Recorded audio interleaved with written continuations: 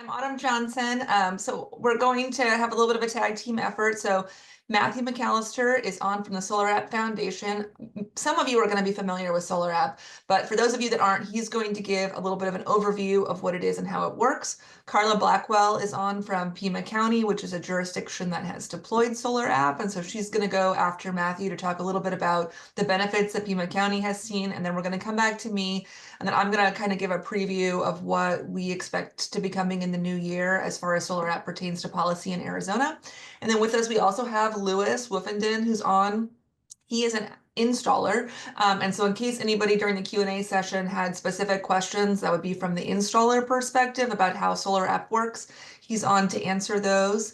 And so just so everyone knows, we're talking about residential rooftop solar installations and permitting. So with that, I'm going to turn it over to Matthew.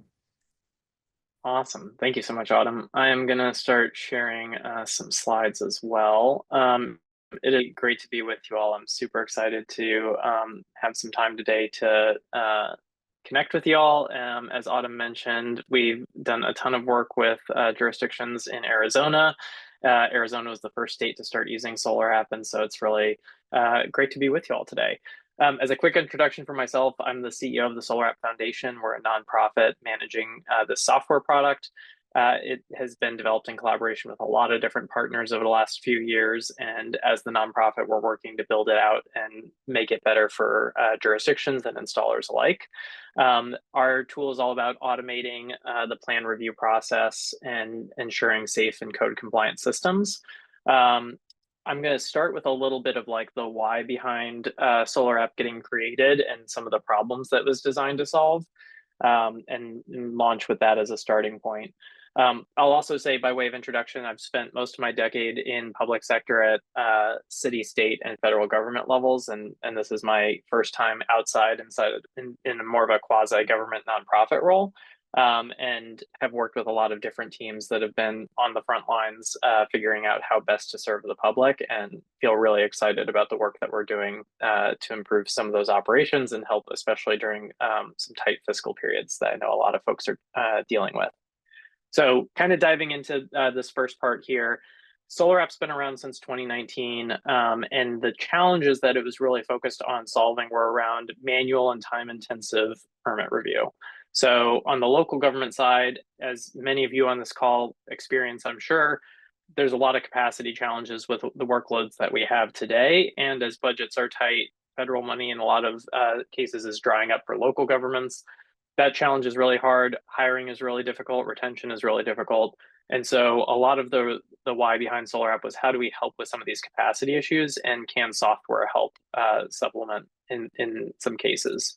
We're also seeing, of course, across the US, there's more than 20,000 jurisdictions. From an installer perspective, this is really complex to navigate and really, really challenging. If you're in more than a handful of jurisdictions, you're likely seeing different enforcement and different code rules and years and versions being enforced with different local preferences as well. In a lot of cases, the concern when looking at this from a national perspective is, are we installing safe and code compliant systems holistically? Do our partners in the installation community know what is expected of them and the systems that they're installing for homeowners? And that really hits at the final part here, is like, how are we helping inspectors in the field, making sure that these systems are safe for homeowners? So really, what are the benefits for consumers, the benefit for installers, and helping out on cost, capacity, and timeliness on the local government side? So bringing in SolarAPP, what SolarAPP was really designed to do was that plan review side of things. Are these code compliant systems? Are they meeting all the specifications that we have? On the jurisdiction side, of course, reviewing these permits is a legal obligation, and making sure that our communities have the best experience purchasing something that they have less technical experience in.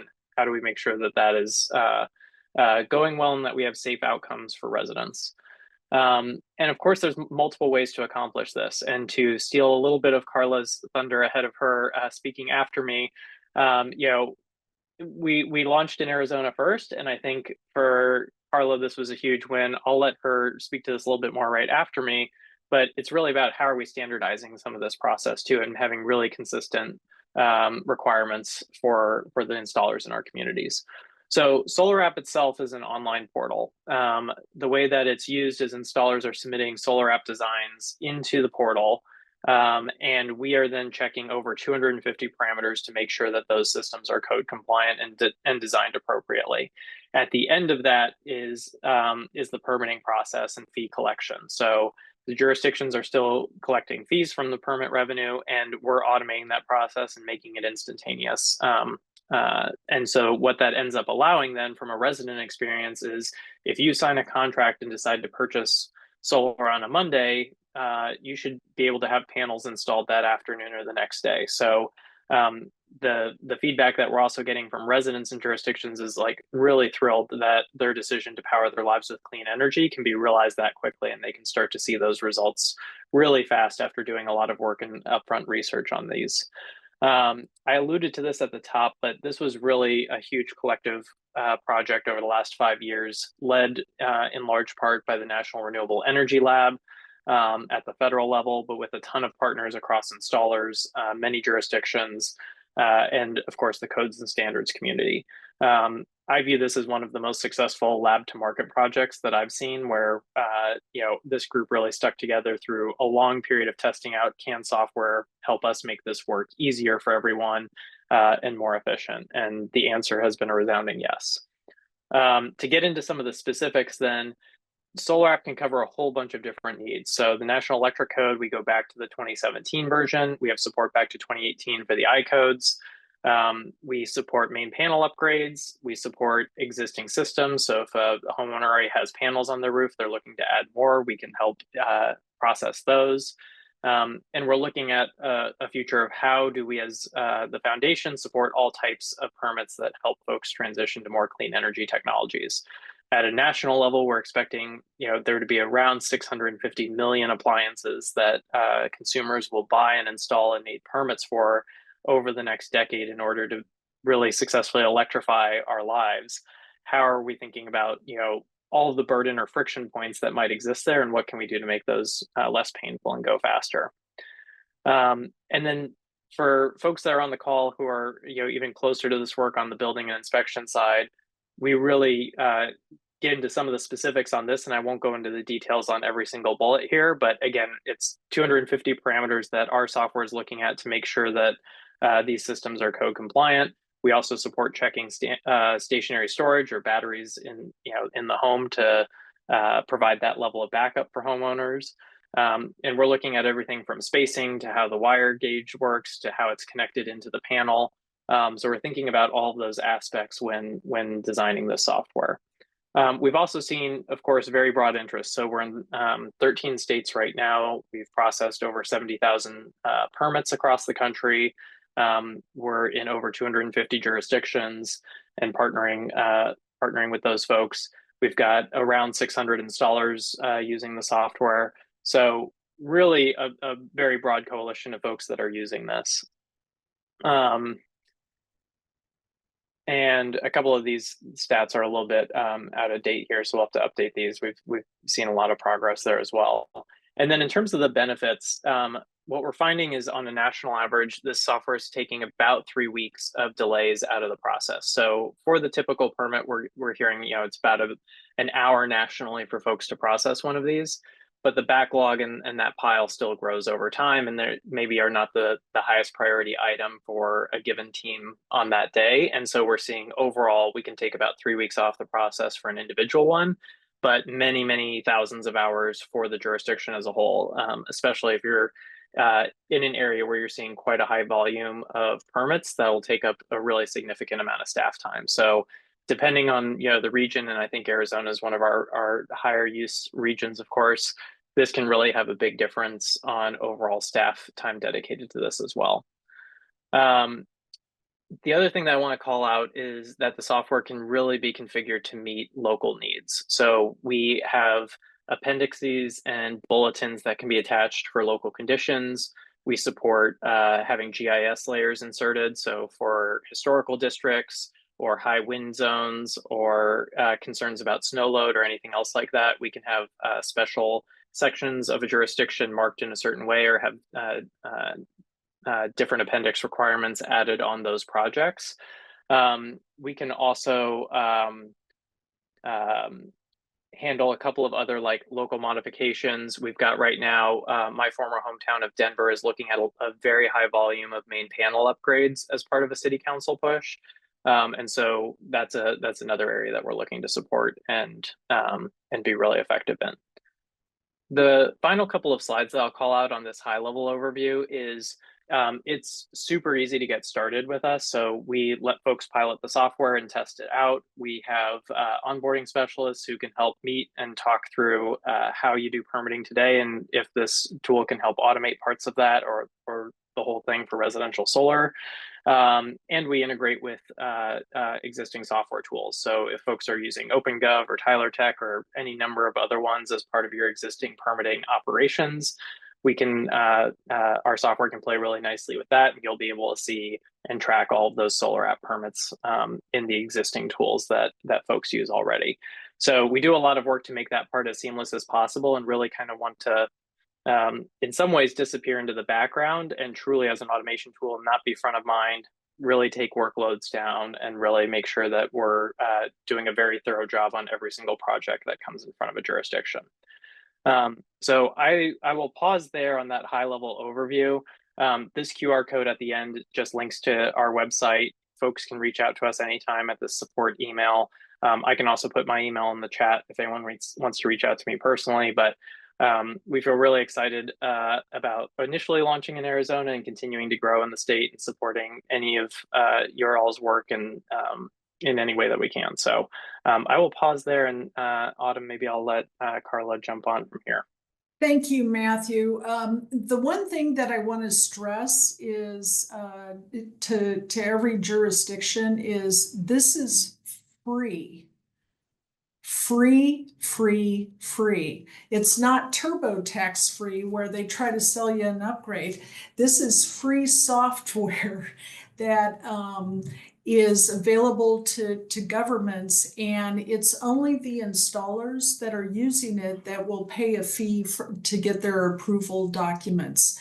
So when we first got the email coming through back in 2020, the city of Tucson and Pima County was faced with pandemic levels of permits that were starting to stack up. And we, the city of Tucson especially, had to let a lot of their workforce contractors go. So we got together and we said, okay, how are we going to tackle this permit load? And the first thing that popped off the page when we were looking at the pile of permits in the queue was the extreme amount of number of solar permits. And even today, I've got some statistics from the last fiscal year, which would be July 1, 2023 to June 2024. Both the city of Tucson and Pima County each issued roughly 10,000 permits. So the 10,000 permits is everything from electrical permits to housing permits to commercial TIs to brand new commercial buildings to brand new Amazon distribution centers. Out of all those 10,000 permits, Pima County, approximately 25% of those permits were solar permits. For the city of Tucson, 32% were solar permits out of all the permits issued. So you can see that a big bulk of our permits are solar, and I bet that's something that the rest of the communities in Arizona are also experiencing. Right now, SolarAPP handles approximately half of those solar permits are automated. And so getting back to the slide of what is the time effort for a solar permit, that is 1 hour of plan review. So when you start to do the math, you start to look at, that actually has saved us assigning an FTE in our shop to be looking at those solar permits And instead, we can assign that person now to look more at our housing and housing production, which is actually a bigger priority. As Matthew also said, it has helped us standardize our inspection process and allowed us to innovate on that. And I wanted to say Dan Ice is also on this meeting call. He is our chief building official, and he really helped to take it to the next level with remote inspections as well as videotaped inspections, because now with a standard inspection checklist, it's very easy for an installer to upload a video of that installation once it's occurred, of all the 10 points on that inspection checklist. So we are thrilled with it. In fact, we're trying to figure out how we can make more installers use it. Instead of, going the traditional route, which is definitely slower process.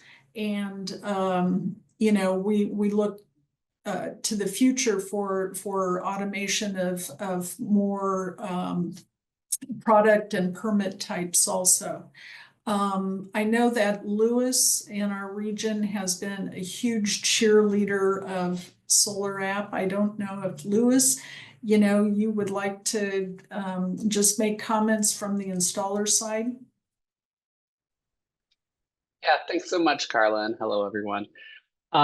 Yeah, so what we found as an installer is that having the consistency and having this fast track for these less complicated permits has been a real advantage. So, as you mentioned, especially during the pandemic, there were a lot of backlogs. Everybody was trying to do a whole lot of home renovations, and I think it really came in at a wonderful time to help with that. And so we send everything we possibly can through SolarAPP, and we're always really thankful for jurisdictions that take that initial kind of work that it takes to get everything up and running. And I think what we hear from consumers is similar to what Matthew mentioned, that people are really happy that they're not waiting for these permits and that we can have faster turnaround time. So also happy to answer any questions that come up related to contractors if they come up. And Liz, sorry to jump back in for a second. You made me just think of one other point, which was, I've gotten feedback from installers that for every week that a homeowner is waiting for the project to get installed, about 3% of them are dropping off. And so when we're thinking about that homeowner experience too, we're also seeing a lot of churn, and I think it makes it harder for some of our local installers in different areas to really compete, and raises their costs pretty significantly. So when we brought online Denver, they were processing permits in 1 to 2 days, but for them, it became this real, how are we supporting our local businesses and economic growth and activity in the greater Denver region, and allowing those, smaller installers the opportunity to expand and grow their market share and have a really consistent process across the Front Range in Colorado, which I, was really, loved hearing from that group of stakeholders as well. So anyway, your comment just made me think about that part too on overall homeowner experience. And so you might be wondering why we're bringing this up now. As Carla mentioned, this is something we've kind of been talking about on and off for a number of years. And so the reason why that we're presenting this to you all today, and would like feedback and some engagement on this issue, is that there are 91 cities in Arizona and 15 counties. We're looking at around 40,000-ish solar applications in the state per year. And there have only been a handful of jurisdictions that have moved to utilize instant permitting, like Pima County with that Carla mentioned. And so we are looking at running a bill to move this along next session. It's an instant permitting bill. It does have an option to do third-party certification, which is something that Phoenix does. They call it self-certification for some other industries as an alternative if jurisdictions do not want to do instant permitting. And so we do have draft language. We do a 2-pager describing the bill, and we've done outreach so far with the League of Cities and Towns We're planning outreach with CSA, the governor's office, the utilities, etc., to hopefully build coalition of support to move this along at the legislature. And so, you know, two things I would love are to hear feedback from you all about this, or maybe why your jurisdiction has not yet adopted it, if you've received outreach. And also, you know, I would like to get an indication of if folks are willing to reach out to your GA teams and express some interest in this, or at least have them circle with me about, you know, specific language, or the two-pager, et cetera. Would really like to have a pretty broad coalition of support. And so with that, I'm going to pause and see if folks have comments or questions.